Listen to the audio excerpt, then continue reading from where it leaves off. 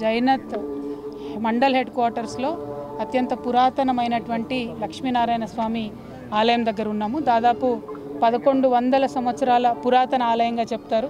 తెలంగాణ ఉద్యమ సందర్భంలో ఒకసారి ఇక్కడికి వచ్చినాం. అప్పుడు ఇక్కడ చరిత్రను తెలుసుకునేటటువంటి ఉద్దేశంతో తెలంగాణ జాగృతి పెట్టిన కొత్తలో వచ్చి ఇక్కడ శాసనాలన్నీ తీసుకొని వెళ్ళడం జరిగింది. మరి ఆ తర్వాత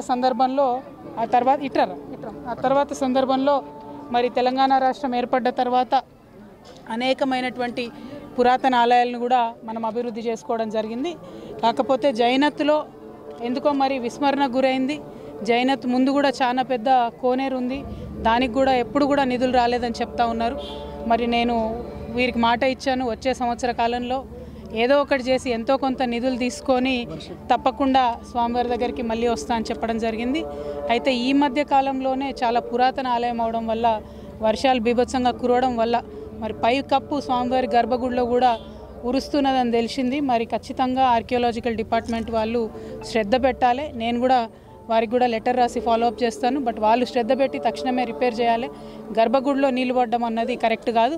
మరి సూర్యకిరణాలు స్వామివారి పాదాలను తాకేటటువంటి అత్యంత ప్రసిద్ధి చెందిన మంచి నైపుణ్యంతో కట్టబడినటువంటి పురాతన ఆలయం కాబట్టి ఈ ఆలయం సంరక్షణ, ఈ వారసత్వ సంపద సంరక్షణ మన బాధ్యతగా భావించి ప్రభుత్వం ముందుకు రావాలని చెప్పి నేను డిమాండ్ చేస్తున్నాను.